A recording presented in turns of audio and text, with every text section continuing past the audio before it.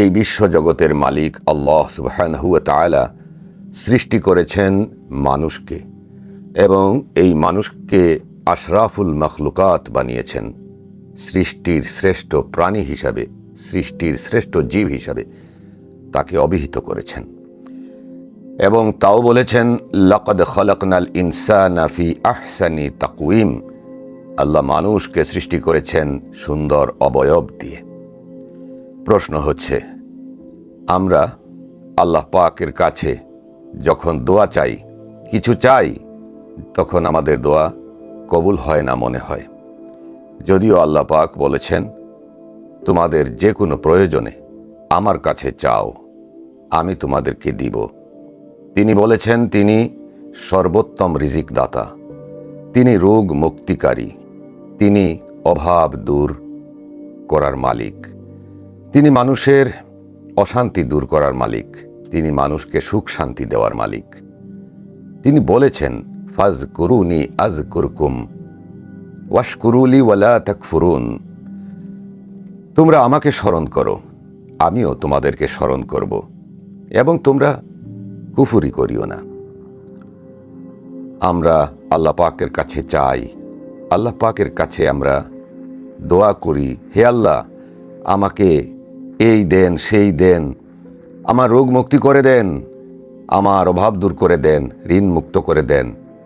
কিন্তু হয় না, দেখা যায় হচ্ছে না। এটির একটি কারণ আছে, কেন হয় না এই জায়গাটা খুঁজে বের করা অত্যন্ত জরুরি। আজকের এই ভিডিওতে আপনাদেরকে একটি টেকনিক শিখিয়ে দিব, যে টেকনিকের মাধ্যমে আপনি আপনার দোয়া কবুল করিয়ে নিতে পারবেন ইনশাআল্লাহ। অবশ্যই, কারণ এটি আল্লাহ পাকের ওয়াদা। আল্লাহ বলেছেন, তোমরা আমার কাছে চাও, উদউনি আস্তাজিব লাকুম, তোমরা আমার কাছে দোয়া চাও, আমি তোমাদের দোয়া কবুল করব। আল্লাহর ওয়াদা করার পরেও কেন দোয়া কবুল হয় না? সেটা হয় আমাদের ভুলের কারণে। ভুলটা কোথায়? একটু উদাহরণ দিয়ে আমি বলে দেই। ধরুন আপনি আপনার বসের সামনে দাঁড়িয়েছেন, কিছু বলবেন, কিভাবে দাঁড়াবেন, কিভাবে কথা বলবেন? একজন স্কুলের ছাত্র তার টিচারের সামনে যখন দাঁড়াবে, কিভাবে দাঁড়াবে? চিন্তা করুন তো, আপনি যখন ছাত্র ছিলেন আপনার স্যারের সামনে কিভাবে দাঁড়াতেন? হেড স্যারের সামনে বা হেড স্যারের রুমে গিয়ে কিভাবে আপনি দাঁড়িয়ে কথা বলতেন? আপনি যখন চাকরিতে ছিলেন বা এখনও আছেন, আপনার অফিসের মেইন বস যিনি সর্বোচ্চ কর্মকর্তা, তার সামনে আপনি কিভাবে দাঁড়িয়ে কথা বলেন? একটু ভাবুন তো। অথবা আপনি আপনার শ্বশুরের সামনে কিভাবে দাঁড়িয়ে কথা বলেন? আপনি আমার কাছে যখন আসবেন, একটা উদাহরণ দিয়ে বলছি, আমি আপনাদের রুহানি মামার সামনে যখন আসবেন, আপনারা কিভাবে কথা বলবেন? আর যারা আসেন তারাও তো বলেন আমার কাছে বা আমার সামনে এসে বলেন, আমি বুঝি আপনারা আমাকে অত্যন্ত শ্রদ্ধা, সম্মান, ভক্তি, ভালোবাসা দিয়ে কথা বলেন। অনেক উঁচু মাপের মানুষ রয়েছেন, আমি যাদের নিকটে যাওয়ার মতো না। বাংলাদেশের প্রশাসনিক এমনও মানুষ আছেন, আমি তাদের অফিসের গেইটে প্রবেশ করার মতো যোগ্যতা আমার নেই, কিন্তু আমার কাছে এসে তারা কিভাবে অনুনয় বিনয় করে কথা বলেন, আলহামদুলিল্লাহ, সেটি আমি বুঝি। কারণ হলো তারা ভাবেন যে রুহানি মামার কাছে এসেছি, উনি একজন আধ্যাত্মিক মানুষ, ওনার কাছে সমস্যার কথা বললে উনি একটি পরামর্শ দিবে। তাছাড়া একজন সম্মানিত বয়স্ক, এই রকমের ভেবে আমাকে অবশ্যই তারা সম্মান করে থাকেন। এবার প্রশ্ন হচ্ছে, সমগ্র বিশ্ব জগতের মালিক, আকাশ জমিন যা কিছু আছে, শুধু মহাবিশ্ব নয়, সৃষ্টি জগতে যা আছে তার মালিক যিনি মহান আল্লাহ পরওয়ারদিগারে আলম, তার সামনে আপনি যখন দাঁড়াবেন, কিভাবে দাঁড়াবেন, কিভাবে কথা বলবেন? এইখানে আমাদের ভুল। আমরা আল্লাহর কাছে যখন চাই তখন মনে হয় যেন বন্ধুর কাছে কিছু চাচ্ছি। এই আমাকে দে তো, তোর কলমটা দে, এই বন্ধু আমাকে 10টা টাকা দে, 1000টা টাকা দে, বন্ধু আমি একটু বাইরে যাব, তোর বাইকটা একটু দে তো, তোর গাড়িটা একটু দে তো। এইরকম করে আমরা আল্লাহর কাছে চাই না। আমরা এইরকম চাইলে হবে না। ওই যে কিছুক্ষণ আগে বললাম, অবস্থার পরিপ্রেক্ষিতে, স্থান কাল পাত্র ভেদে আমরা যখন কারো সামনে দাঁড়িয়ে কথা বলি, তখন উনি যে মাপের মানুষ, উনার সাথে আমাদের যে কথোপকথনের সিস্টেম ওইটা কীরকম থাকে, ওই জিনিসটা যখন মাথায় রাখব এবং আমরা মহান সৃষ্টিকর্তার সামনে দাঁড়িয়ে যখন কথা বলবো, যেটি হবে নামাজ, এই নামাজের মধ্যে আমরা আল্লাহর সাথে কথা বলি, তখন আমরা আল্লাহর সামনে দাঁড়াই এবং দাঁড়ানোটা হতে হবে সেই রকম। মনে রাখতে হবে যেন আমি এই মুহূর্তে আরশের মালিকের সামনে দাঁড়িয়ে আছি। থরথর করে কাঁপতে হবে, চোখ দিয়ে বেয়ে বেয়ে পানি পড়তে হবে, ভয়ে কম্পমান থাকতে হবে।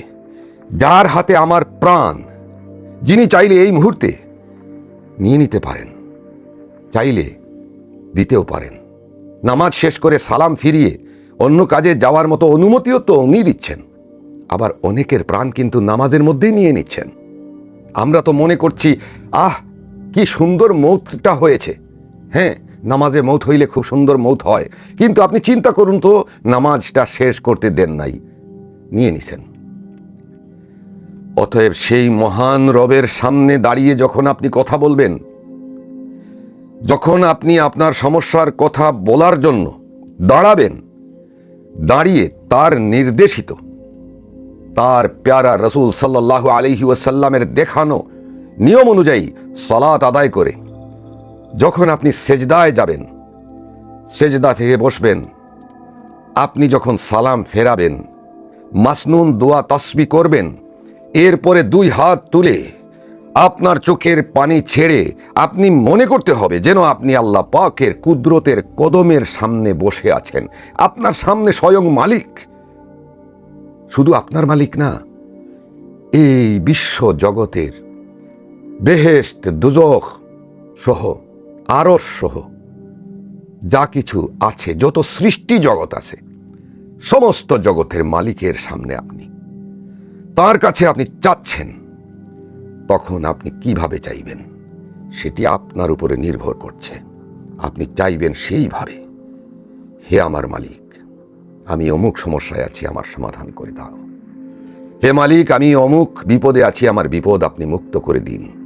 সেটি আপনি কিভাবে বলবেন, আপনার ইমোশন, আপনার ধরন, কথা বলার ধরন, বিনয়, এটা আপনার উপরে। কিন্তু আমি টেকনিকটা বললাম যে আপনি আপনার স্কুলের টিচারের সামনে দাঁড়াতে কিভাবে দাঁড়াতেন, অফিসের বসের সামনে দাঁড়াতে কিভাবে দাঁড়াতেন, আপনি যদি একজন পুলিশ হন, আপনার বসের সামনে, একজন আইজির সামনে কিভাবে দাঁড়াবেন, বা স্বরাষ্ট্রমন্ত্রীর সামনে কিভাবে দাঁড়াবেন, বা আপনারা গিয়ে প্রধানমন্ত্রীর সামনে কিভাবে দাঁড়াবেন, প্রেসিডেন্টের সামনে কিভাবে দাঁড়াবেন, কিভাবে কথা বলবেন, আপনি আপনার শ্বশুর সাহেবের সাথে কিভাবে কথা বলেন,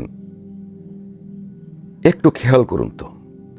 আর এই সকলের মালিক যিনি, বিশ্ব জগতের মালিক যিনি, তার সাথে আমরা ঠাট্টা মশকরা করে কথা বলি, হাতকে ঘষা দিয়েই বলে ফেলি, এই দাও সেই দাও, আল্লাহ তুমি এটা দাও সেইটা দাও, জীবনেও দিবে না। বেয়াদবকে আল্লাহ পছন্দ করেন না। আল্লাহ পাকের সাথে আমরা আদবের সাথে, বিনয়ের সাথে নিজেকে উজাড় করে বিলিয়ে দিয়ে চাইতে হবে। আর চাইলে সেই চাওয়া কখনো আল্লাহ সুবহানাহু ওয়া তাআলা ফিরিয়ে দেন না, দিবেনও না। আর সেটির বাস্তব প্রমাণ আমি নিজে। আমার মহান রবের কাছে আমি যখন চাই, আলহামদুলিল্লাহ, যা চাই তাই তিনি দান করেন। আমিন, আলহামদুলিল্লাহ, সুম্মা আলহামদুলিল্লাহ। ডাকার মতো ডাকলে আল্লাহ কেমনে শোনেন না? কিন্তু আমরা ডাকার মতো ডাকি না তো। ডাকি আল্লাহ আর রহমান আর রহিম, আল মালিক, আল কুদ্দুস, আসসালাম, আল মুমিন, আল মুহাইমিন, আল আজিজ, আল জব্বার, ডাকছি যেন মনে হচ্ছে আমরা আমাদের বন্ধু বান্ধবদেরকে ডাকছি। এরকম করলে হবে না। খালি দোয়া কবুল হয় না, কবুল হয় না, কবুল হয় না। অনেক তো চাইছি, অনেক তো হজ করছি, অনেক নামাজ পড়ছি, মামা আমি তো তাহাজ্জুদ পড়ি, হয়টয় না। ঘোড়ার আন্ডা পড়ো, ডাকার মতো ডাকো আল্লাহ পাক সুবহানাহু ওয়া তাআলার সামনে, সেই রকম হয়ে নামাজে দাঁড়িয়ে সেজদার মাধ্যমে যাও, নফল সেজদার মাধ্যমে, তবে ফরজ সেজদাতে নয়। ফরজ সেজদা শুধু হবে ফরজ সেজদা, নির্ধারিত তাসবিহ। সুন্নত বা নফলের সেজদায় কিছু বাংলায় বলতে চাইলে বা নিজ ভাষায় বলতে চাইলে বলতে পারেন। বিশেষ করে সালাত শেষ করে, নামাজ শেষ করে সালাম ফিরিয়ে মাসনুন তাসবিহগুলো আদায় করে, যা নবী করিম সাল্লাল্লাহু আলাইহি ওয়াসাল্লাম করতেন বলে আমরা জেনেছি হাদিসের মাধ্যমে, আয়াতুল কুরসি পাঠ করা সহ। তারপরে আমরা হাত তুলে দোয়া করব একাগ্র চিত্তে, এবং দোয়া করে সবর করব।